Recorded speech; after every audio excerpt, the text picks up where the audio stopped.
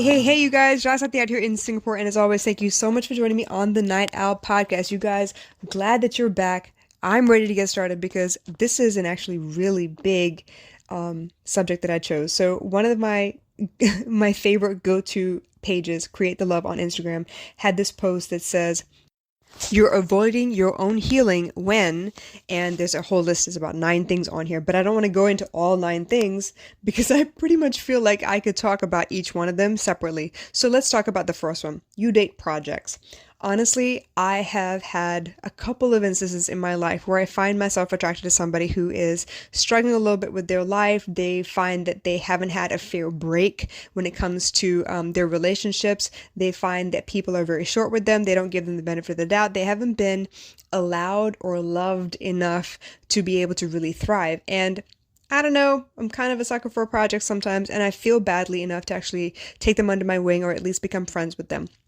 So, not to say that I think that they aren't capable of being so much more. It's because I think they have so much potential that I find that, okay, you know what? Maybe I can make a difference in their life. Maybe I could be the person that would, show them that hope is well and truly alive, that it's possible to achieve the kind of life they're dreaming about. And it's going to take a little bit of, blood, sweat, and tears, but nothing that a little bit of support couldn't help get them there with. Unfortunately, if I look back and I'm very honest with myself, of the 2 relationships I've ever been in, I would say my ex-husband was actually the project. I wasn't trying to rescue him by any means, but he was a single father with 2 different kids, 2 kids by two different moms, and he seemed to be struggling. He seemed to be doing his level best to make sure that the family was well provided for.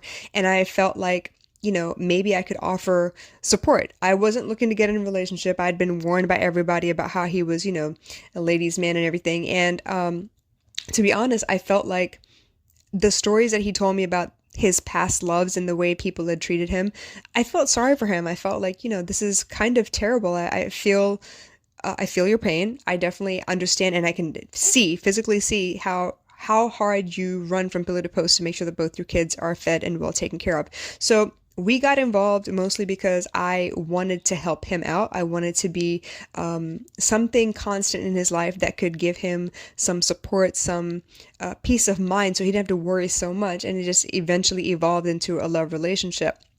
And it just so happened that the reason that I was not healing, that I was not facing the fact that I was trying to take care of this man and be everything that I could be for him, was because I didn't know any better. Now, if I look, because, hindsight is 2020 and everything, if I look back at my own parents' relationship, my mom was everything for my dad. He didn't have to lift a finger. I mean, he could be sitting right next to the fan. He'd ask for my mom to come in from the kitchen to turn the fan on for him. It was like that. So she served him. And it was a cultural thing because I saw all the women in my family do that for their husbands in their relationships. And in that regard, I thought that, okay, well, this is the way you're supposed to behave. This is the way you're supposed to take care of somebody. But looking back now, I realized that was not helpful to me. I resented it at some point. I became bitter about it at some point, but it's also because I didn't exercise the opportunity to let him know that I couldn't always be there for him. I didn't want to run the risk of not being able to fulfill my obligation or to be there for him when he needed. I was afraid of saying no. I was afraid of asking for help because a few times when I did, it did not turn out well. So it taught me very quickly early on in the relationship that this is not something that was tolerated. This is not something he was expecting. And if I'm going to set the standard as such, I had to follow through every step of the way, whether I liked it or not. Eventually, of course, I had to leave him because I just couldn't do it. I mean, after 8 years, I couldn't run the house and I couldn't raise the kids and I couldn't make sure that everything was paid for on my own, because it was just too much for me. That's not the point of a marriage. But anyway, I digress. The point being that I was definitely avoiding my own healing by dating a project. I was trying to put everything I had into another person, hoping that that would validate who I was.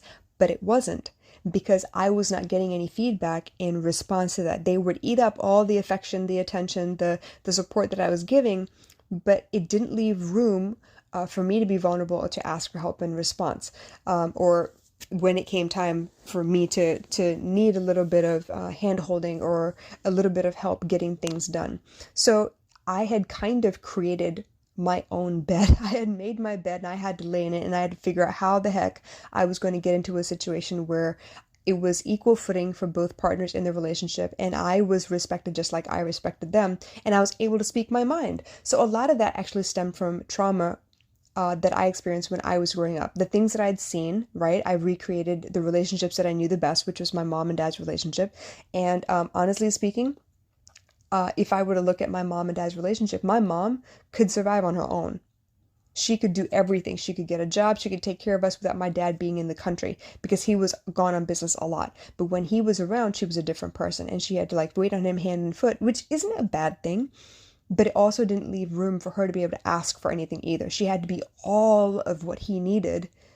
And at some point, if there was time left over, she had to be our mom. So it was difficult to see that. And looking back now, I mean, we've had conversations about it now where she realizes, you know what, you didn't make much room for yourself, and I feel bad for you. But I'm hoping at some point you get the healing and the love that you deserve.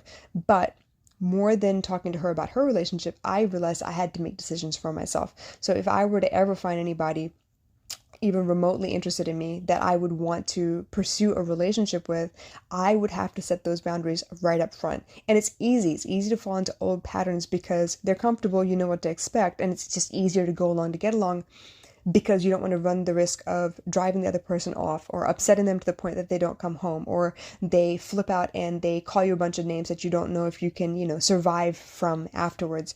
But the point being that I was definitely avoiding my own healing when I was dating a project because that meant that I was telling myself that I was all that they needed me to be in order for them to be a better person, a better version of themselves. They needed me to be able to evolve into the next level of themselves. But that also required for me not to change. I had to stay where I was in order to continue giving the way that they expected because I had set that standard. So it was difficult to wrap my head around when I saw the post. It hurt a little bit. I felt a little attacked, but I had to own up to it. It's part of that shadow work that I'm working on this year. Owning the parts of myself that I'm not exactly proud of and the parts that I would rather just as soon not tell anybody about than admit to. But in order for me to heal, in order for me to make new decisions, better decisions, different decisions than I've been presented with in the past, I gotta acknowledge where I made the mistakes in the first place. So if you have any questions, please drop me a line, let me know in the comments below. But in the meantime, you guys, give yourself the grace of knowing that you're not perfect, that it's okay to make mistakes, and then do the best you can to heal whatever it is that you can. When you feel these big feelings where you don't feel like you're being, respected, appreciated, seen, heard, loved, supported the way you want to be supported, figure out where it is that you can, speak up, stand up for yourself, and let the chips fall where they may. That's the biggest thing I think. I had to really allow for people to see me as I am, and then give them the decision whether they want to walk away or they want to continue this journey together. Because I can't force anyone to stay, and pretending like everything was all right does not help at all. So I hope that made sense. I will catch you again soon. But in the meantime, you guys, take it easy. All right? Bye.